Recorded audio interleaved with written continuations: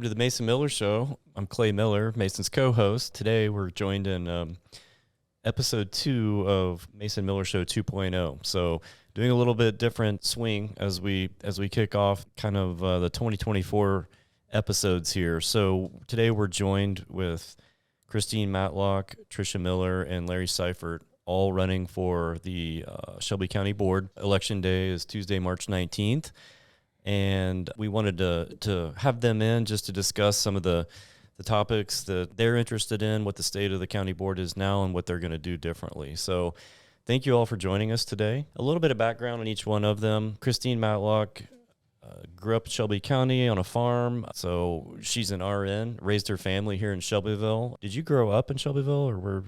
I actually was born and raised the first 5 years of my life in Windsor. Okay. We have a family farm up there, and then we moved to Strasburg when I started kindergarten, so I actually graduated from Stu Strauss, but my family had business in Windsor, and my grandparents had a farm in Windsor.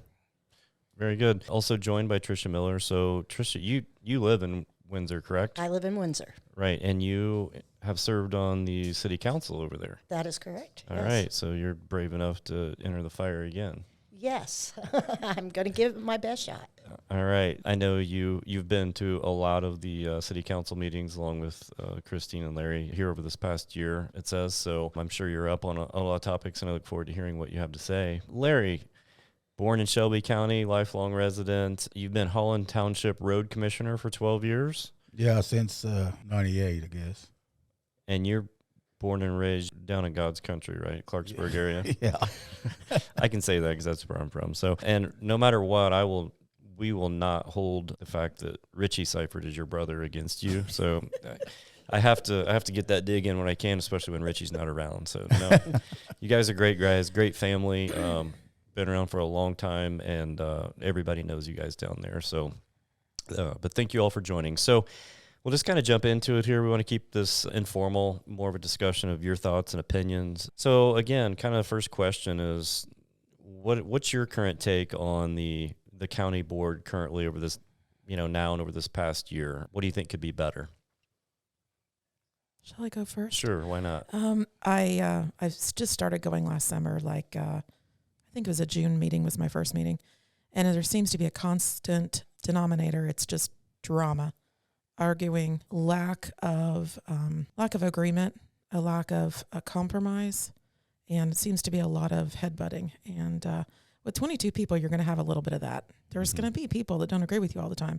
But with 22 people, you should be able to have a few on a committee that can, solve a problem. And it doesn't take 6 meetings and 4 arguments. And, you got to move on, make a decision. Somebody's got to really make a decision. I've seen a lot of that, and I'm getting pretty fed up with that. We can do better than that. So action for you and progress, moving things forward one way or another? Yeah, for sure. For sure. It's been a big problem. Okay. Tricia, what about you? Communication. I feel like the communication has been lacking. I do know with 22 board members it is difficult, but I think they need to find a better way to communicate, because I feel like a lot of people on the board don't always know what's going on, while some people may know what's going on. It causes a lot of confusion. I think if the communication was better, they are able to communicate through the city clerk, who could send out emails to make sure everybody's on the same page. Mm-hmm. They need to be checking their emails and making sure that they know what they need to be concentrating on and focusing on when the meetings come up. I think if the communication problem was solved, I think there would be a lot less problems. But communication is what I see being the biggest issue with all the hostility, I think, between members. Mm-hmm. Okay. All right. Larry, why are you wanting to wade into this? I really don't know, but yes, there's too much bickering going in on the county. And I know I was up at the county farm meeting. Everybody in that courthouse was against selling it. Carol didn't even know that. William set up the meeting, and Carol didn't know about it. And Carol is the supervisor of that meeting. Mm-hmm. Why wasn't she notified? She should have set it up, Yeah. But that courthouse was full, and it was all against selling the farm. It's just stuff like that. People got an agenda, and they don't know what they're talking about half the time. So you want you feel like they need to be more informed, and I'm not trying to put words in your mouth, but follow the will of the voters or the will of the constituents they're speaking up, I guess. Definitely. Okay. All right. I asked this on the show we did with three other candidates that we were able to get in. We're seeing Democrats and Republicans in this race, which I think is interesting, that are coming across party lines and joining together to support each other. What in your opinion is the cause of that and the reason for that? Because I think it makes it a little bit unique in any election, but definitely in one that I've seen in recent history here in Shelby County. Well, I tell you, it's kind of an interesting situation to wade into. Nationally, of course, we've got a big divide. I mean, it's really a Grand Canyon, and the people that I see in our group, the group that's running now, are trying to have been united and are trying to work together and commiserate and find solutions. I don't care what anybody's party is. I vote for the person that can get the job done. That other stuff doesn't mean anything, because the reality is in front of us. We live here. This isn't something going on in D.C. that never trickles down to us, really. This is our money, it's our county, and it's our legacy. We have to work together. It doesn't matter I don't care what party it is. So it's nice to see that that's kind of started happening, but there's still going to be a few in the background that are still kind of grinding the axe a little bit. But for the most part, I believe that I don't think anybody on this team has any concerns about what party I am, and I don't care what party they are. We're just going to work together and get it done. It's odd that you almost have party affiliations at the county level, because again, what divides a Democrat and a Republican nationally is 90% of that has no bearing on the local level. So, kind of the days of the voting the party line that we kind of grew up with hearing about, it really doesn't make a whole lot of sense on the county level and the city level. But no, because locally, just like in my little neighborhood, there's like 15 houses. I don't care what affiliation they are. Right. They're good people. They take care of their kids and call you when your dog is out, and they do the right thing. And that's really at the local level. We shouldn't care what anybody's party is. It really doesn't matter to us. We just need to work together and get things done. Yeah. Larry, you mentioned you talked a little bit about, you kind of gave a specific example of something that maybe the board handled a situation that you didn't agree with or thought could be handled better. Do you guys have some other examples, a specific example of something that's gone on here in the last year with the board where you would have handled it better or differently and maybe had a better outcome? I don't understand how one man can tell the squad Dive team. Dive team just set out. Right. That's it just ain't right. Mm-hmm. So you're referring back to when the dive team was told to stand down. Yeah. So basically they had to stop doing what they were doing because of whether it was an insurance issue, or they thought it. I think that was their take on it. But to be real honest, the FOIA information that I've received doesn't indicate that was an issue. And as just a side note, if it were an issue, we've had several legislative meetings since then, and they handle the insurance issues. And there's been no change to the insurance coverage. And we're formulating a new dive team, but there's been no change to that insurance at all. So those two that doesn't hold water with me. Mm-hmm. If there was a problem with the insurance coverage, they could have addressed it. And, I'm a pretty simple girl, but just bought a new car. I called my insurance guy, said, hey, bought a new car. Here's the VIN number. He puts it on the insurance plan. And if I, at the end of the year, maybe forget, bought a four-wheeler or whatever and think, oh, shoot, I should have called him and let him know just to put it on whatever policy, He would have said, you know better than that. You should have called me. But he puts it on the plan. He'll sell me insurance. And I just find it really hard to believe that many emails were sent in reference to a supposed insurance problem. And someone didn't just say flat out, they are volunteers. They do not get paid. Are they covered? Yeah. Period. It's a yes or no. And if it's not, if the answer is no, you say, then what do we do to fix it? And in my experience with insurance, I have a home, I've had vehicles and various things insured. If I ask my agent what I need to do, he sells me some insurance. I mean, it's just that simple. He doesn't sit around and wait for me to ask. He'll say, you need to add this coverage or this coverage, and that will make them covered, and you're done. It's a less than an hour deal unless he's gone or something. That particular meeting was one, in fact, it was the only county board meeting that I've been from start to finish because, man, they are marathons. But I've been to one or two others just for little portions, just to listen. And frankly, they're tough to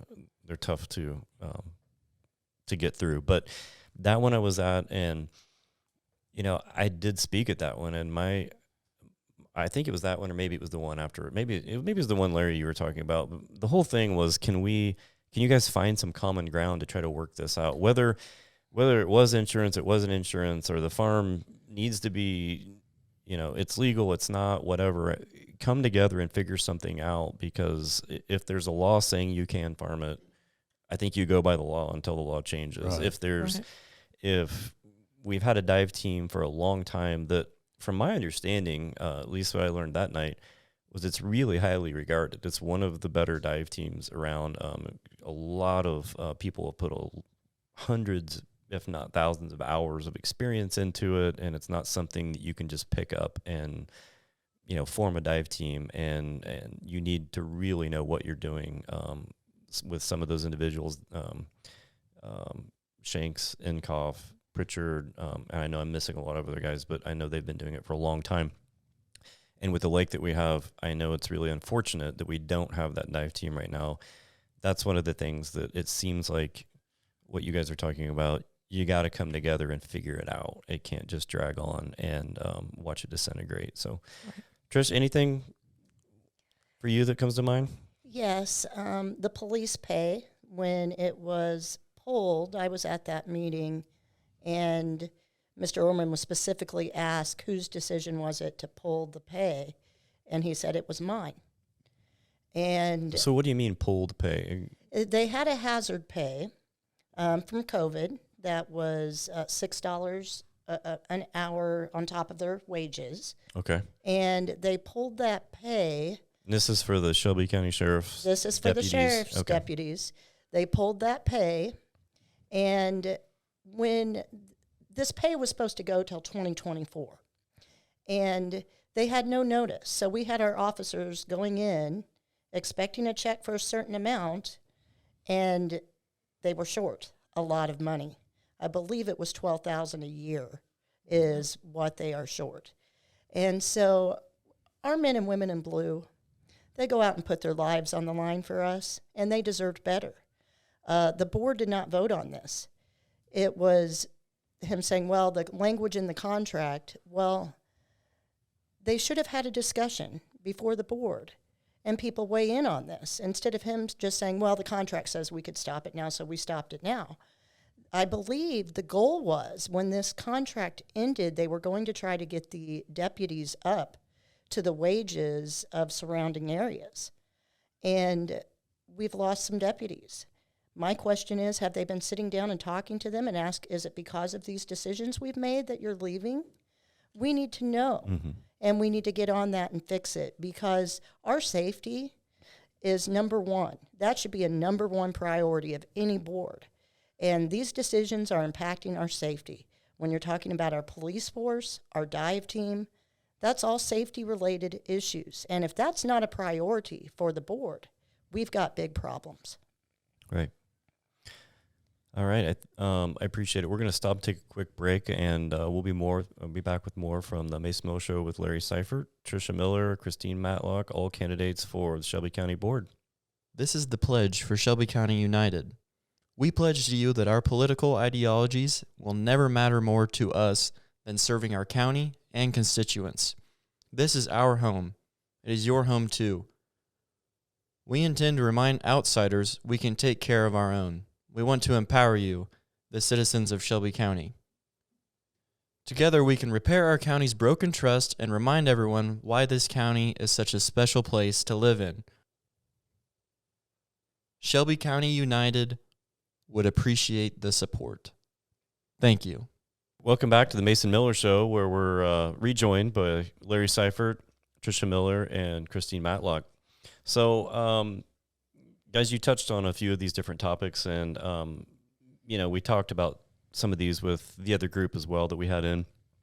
These are kind of some of the hot topics that came to my mind of just that we hear a lot about. So, Larry, you touched on the county farm earlier, and again, I kind of asked this of the other group too, but why is it important? Why all the fuss? Why all the discussion about the county farm? Because if it seems like there's a lot of time spent talking about this. So basically, why are we spending so much time talking about it, and why should the constituents, taxpayers, care about it? Well, I've talked to people that want to sell a farm. They can't come up with an answer. We ain't supposed to farm it. Who says we ain't supposed to farm it? Well, it's a conflict of interest. A conflict of interest with who? It's like the golden goose. You kill the golden goose, you don't go get a golden egg anymore. Why do you think? Why do you think some people believe that it's not supposed to be farmed? I don't really know. I mean, I've been farming for years, Mm-hmm. and it's an income for the county. And I don't understand somebody, say we shouldn't farm it, or it's a conflict of interest. They ain't got an answer, I'm just curious why this is still an issue, frankly. Well, I can't answer that. I mean, they're just people that's just against it, and I don't know what the reason is, I think where we all grew up is the rule was you never ever sell farm ground that's been given to you. Absolutely. Unless there's Right. it's absolute destitution. You have to have, because you can always borrow against it if you needed to, and it generates money every year, and they're not making any more of it. That's That's correct. right.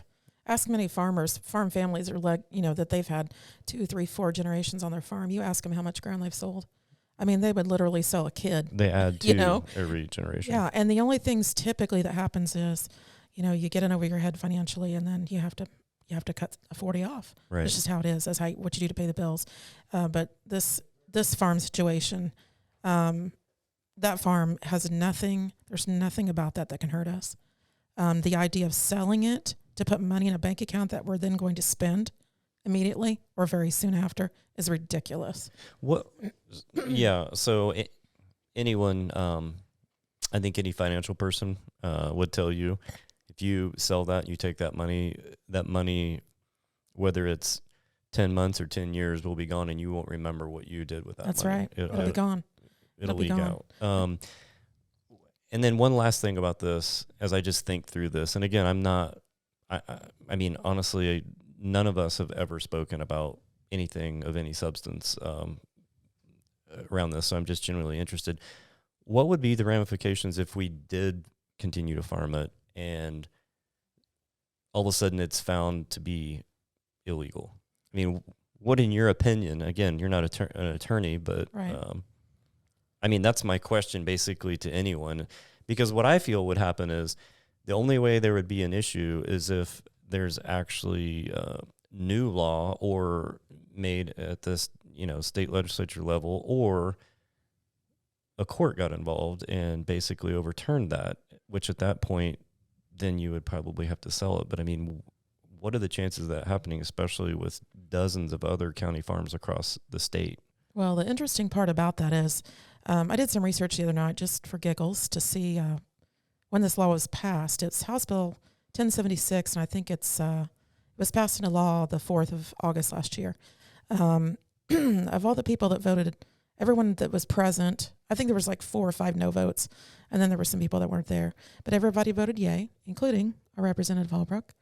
He voted no for everything until the last dog was dead. He decided he better vote yes. The individuals that voted on this, I went through the alphabet, just looked at their credentials. Between the letter A and M, I believe it was 17 attorneys. Now, I find it really hard to believe. Let's say between A and Z of those, 102 that voted, I think. I can't tell the exact number, but it was up there. Let's say that we have 30 attorneys in that mix. I just find it really hard to believe that none of them have a clue on the legalities. I think those of us that are not attorneys need to consult our attorneys. They voted for it. Yes. And one of those votes was our own state representative, Yes. Halbert. Yes, he And voted yes.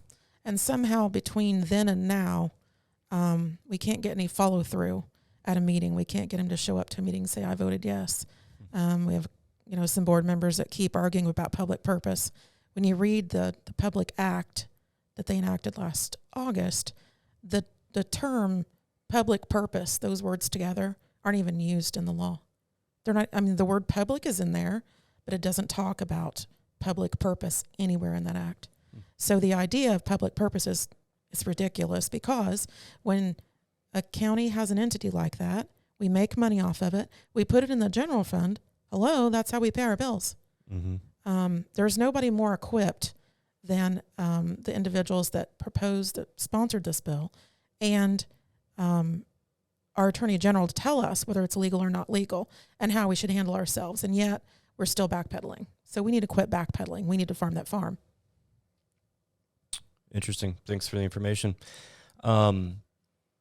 So pivoting just a little bit, another issue that you guys, we talked a little bit about was the dive team. So with the dive team, if you guys were to come on the board and get elected to serve, and along with a majority of others, what ideally would you like to do with the dive team? I think that really doesn't exist right now, right? Correct. I think the biggest thing that needs to be done is a new chairman needs to be elected to put in a new public safety committee. And we need to find out if we can establish trust again with the dive team.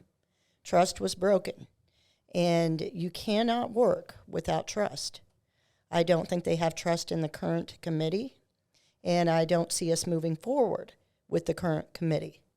And then we sit down and see if we can work together as the county at the county level again or not.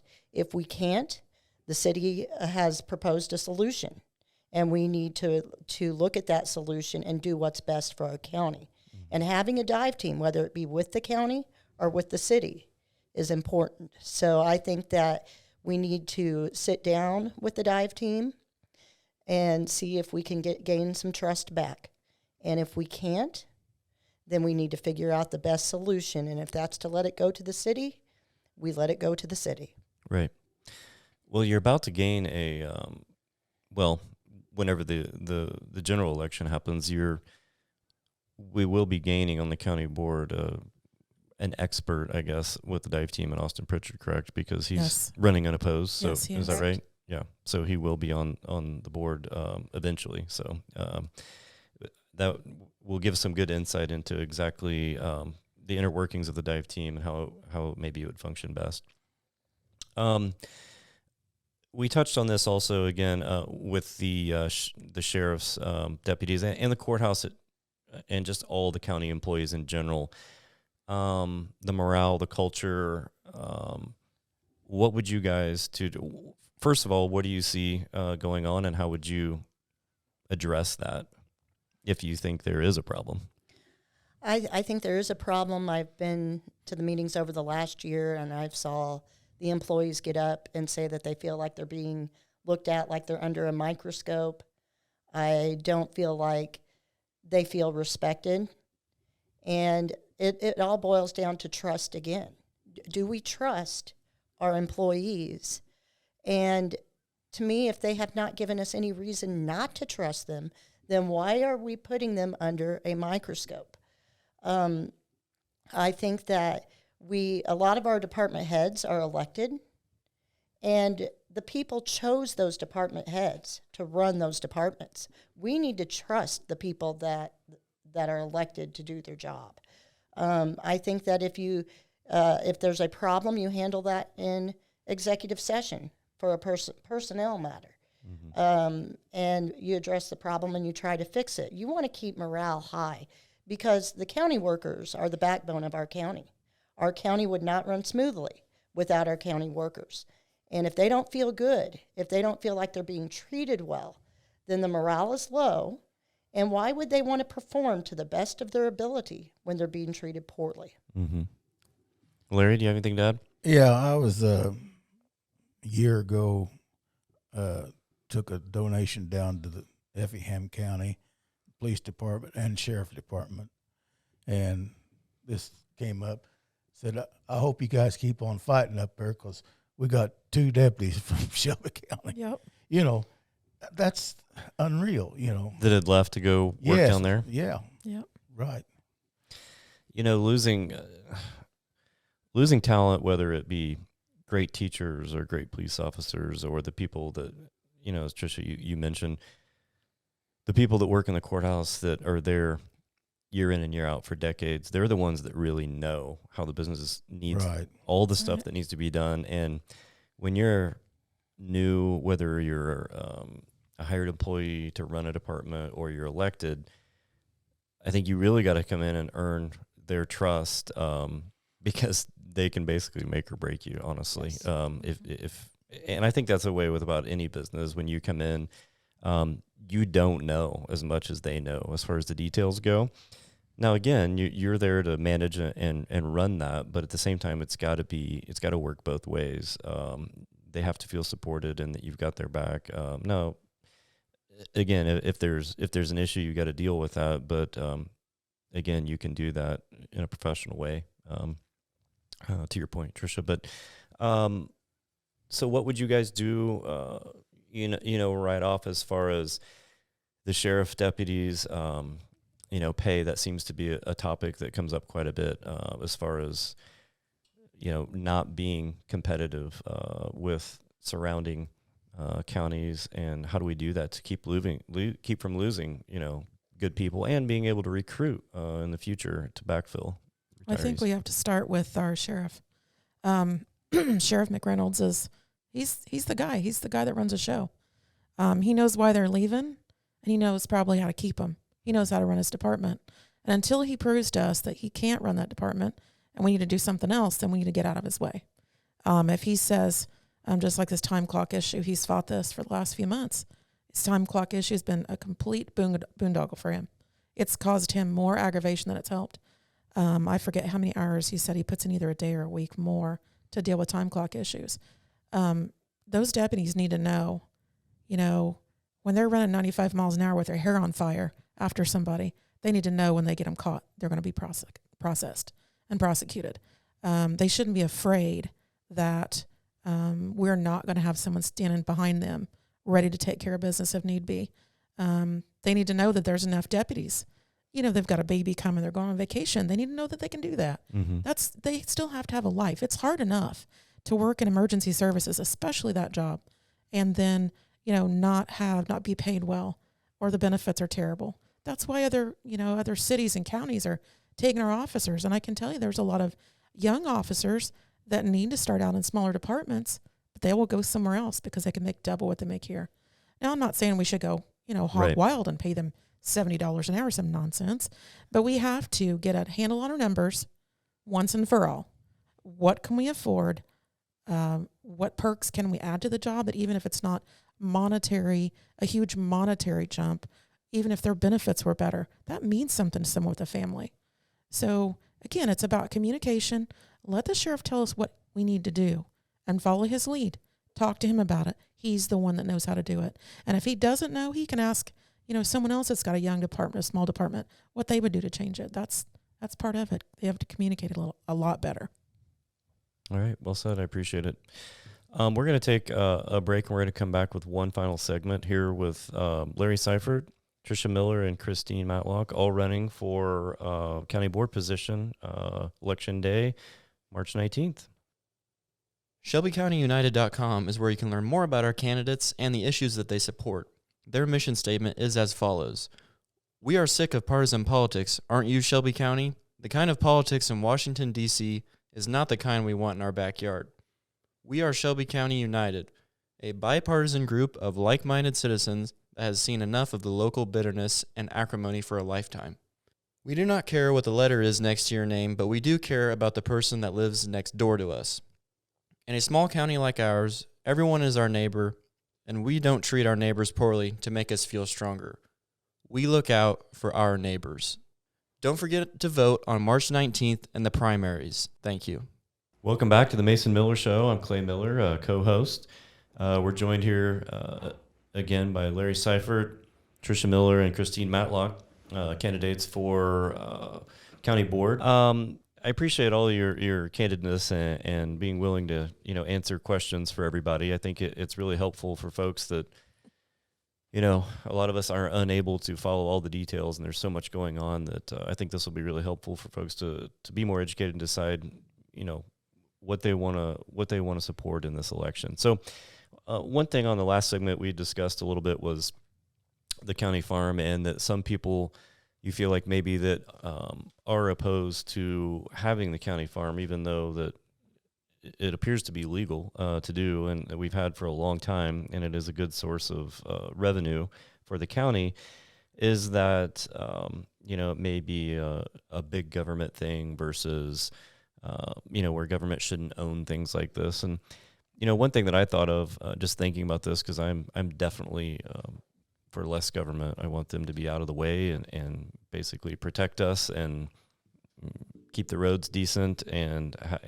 keep us secure. Other than that, personally, I would, smaller is usually better. But in this instance, I would be concerned if you look at today's day and age of where would that farm go if you did sell it? How would it be in better hands? Maybe someone local would buy it and farm it. But if you look around, Google sometime the largest landowners in the Midwest or the United States or the world, and the names you see on there will be pretty disturbing. Not saying that would happen, but I like the fact that it is in good hands. It has been in the hands of Shelbyville residents, or Shelby County residents for since just after the Civil War. And again, who wouldn't like an extra $1,000 to $1,500 a week in revenue coming in that we don't have to do anything for, basically? So that's my 2 cents on it. But Larry, you've been around just a little while. I have to say this. I want to have you on with Mason sometime and just talk about where it says here that you helped build the dam. Yes, yes, I did. Which that's a show within itself. I'd love to hear how that took place. And so the reason I bring this up is you've lived here for a long time and in this county for a long time, and know a lot of people. You've seen a lot of change. You've seen a lot of things change. I would assume you've seen the county board, operate differently. One, just from a different time, but also in a different era, led by different people. Do you think it's possible to get back to a time? And I'm not trying to lead you here. I'm just curious. When I was young, I remember the courthouse workers when I was a kid. A lot of the elected folks, it was like Bob Hayden and Barney Melvin, folks like that. And then a little later, Tom Hayes, I remember, was ran the county board, and say, whatever you think about Tom Hayes, things were organized and balanced and ran well.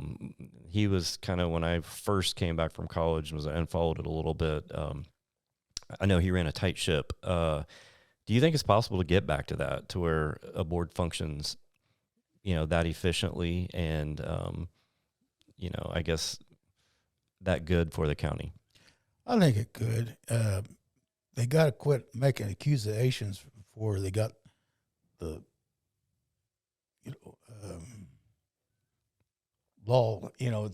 They're making accusations about workers, and they ain't got a leg to stand on. How many people went to jail? Right.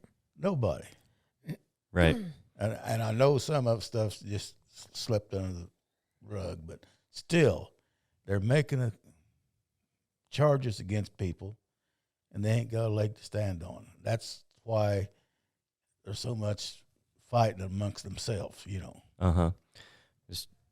So all that kind of discord and the internal bickering and fighting and accusations to, as you said, is causing it to basically be That's paralyzed and not able to. Yeah, that's what happened to the business. dive team, you know. Right. Yep. And the sheriff's department, same thing, you know. Right. And I'm all for, well, the sheriff and the dive team and keeping the farm, you know. It's all goes together, you know. Right. Okay. Yeah, I appreciate it. Thank you.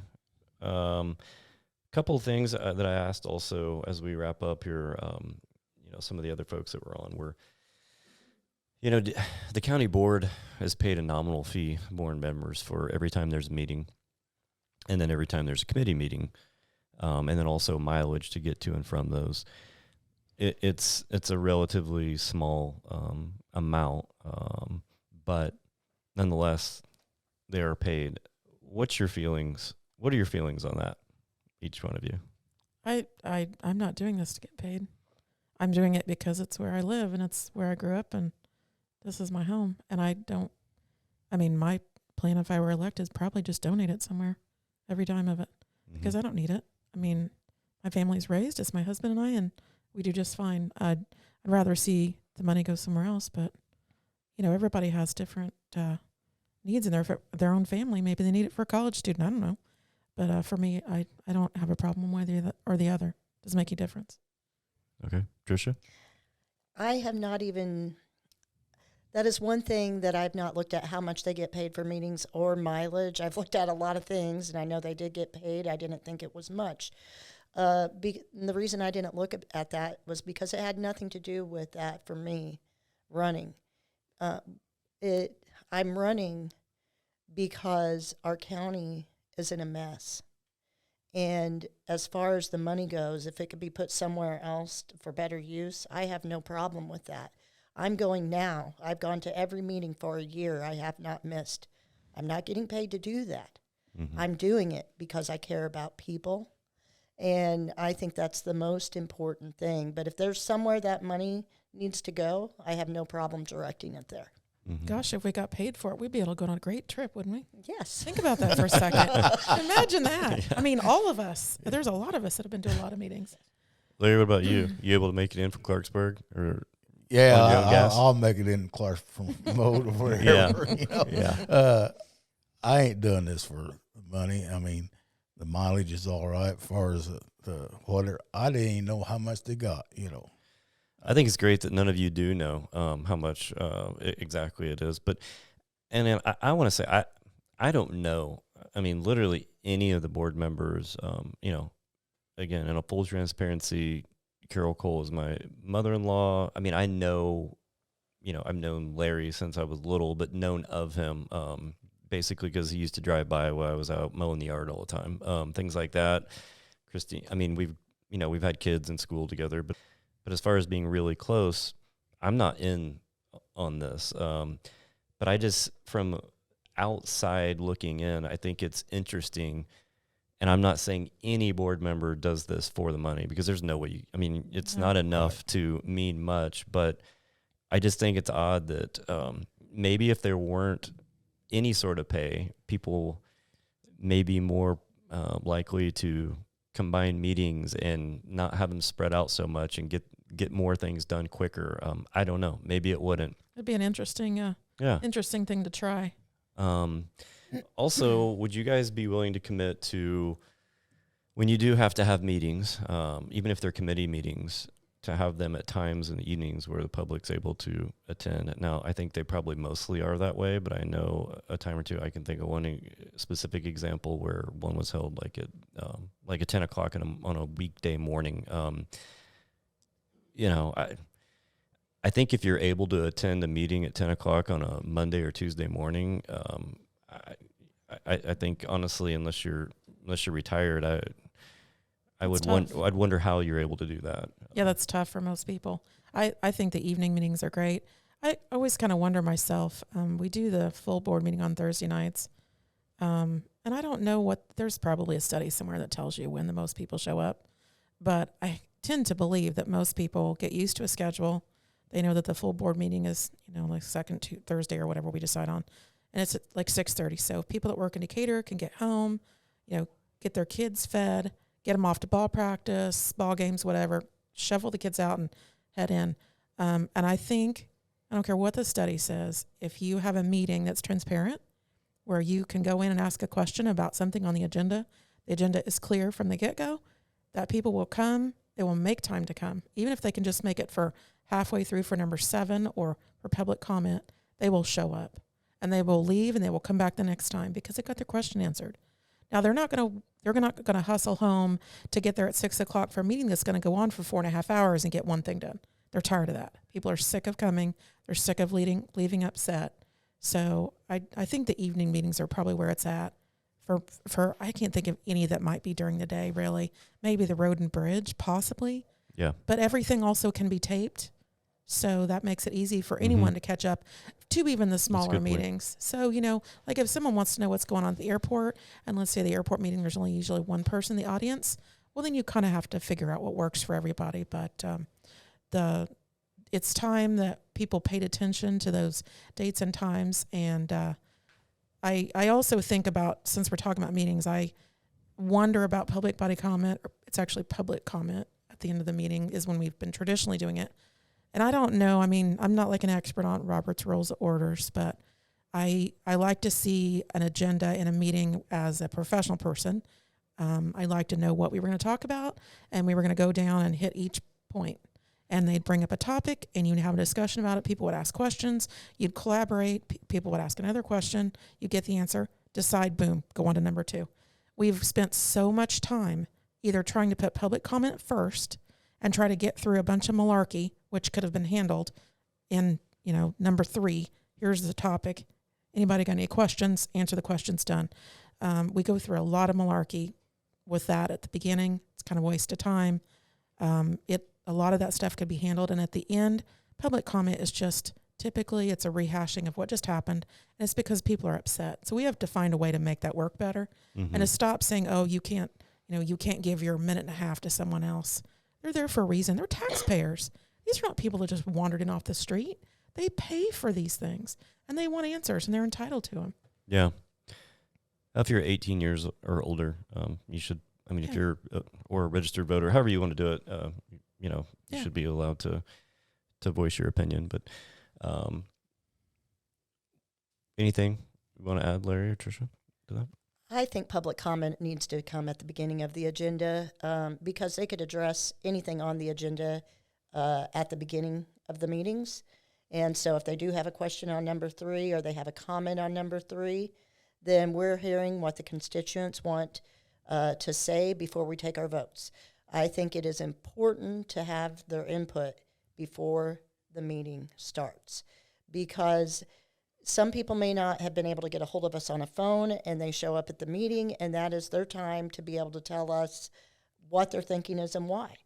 And good open-minded people that haven't already made up their mind, they listen and that factors in sometimes to their decision. So I think public comment should be first. And maybe they do this. I have a very limited experience with being at these meetings, but I definitely think that you would want to have public comment prior to an executive session where you're in there and you're actually deciding, the fate of something or someone. Sure. You would want to hear that first before making that decision. So Correct. I would Yes. think so. So, Larry, what are your words of wisdom? I ain't got no wisdom. One other thing, Larry, would you be willing to, and I asked the other group this as well, they have training, people who, are not Democrats, not Republicans. They're sheerly there to train county board members across the state of Illinois about, the laws and finance and so on and so forth. Is that something that you all would be willing to do at least, once every other year for a day or two? I think we could. I'd like to keep Chicago out of it, but Amen. Amen. Yeah. but yes, I think I don't think that's an unpopular stance down here. No, Sorry. no. yes, I think we should. I do too. I think any knowledge you could gain to help you make good decisions, you should take the trainings that are there. They're there to help you. Mm-hmm. And I think if it can be beneficial, we should do it. Yeah. Right. I think since COVID, there's been a big change in how, even just regular business, they train some of their employees. A lot of things that we just knew that we could not educate people through Mm-hmm. the internet and through those sort of means Zoom and that sort of thing. Well, I think we've proved that wrong. I think that a whole group of kids was educated pretty much during COVID from home. They didn't require a dorm room. Yeah. So I think that a lot of that training probably is available via Zoom for those that have jobs and maybe can do some of the, watch some PowerPoints and stuff before a meeting and then Zoom for an hour or two and catch up if they need to. I think that's great. Good. Well, that's all I really have for you guys. I appreciate you taking the time to go through all this with us and with hopefully everybody who listens. And again, I kind of said this with the last group as well. Whether you're Mason's age, you're maybe this is the first election you even get to vote in.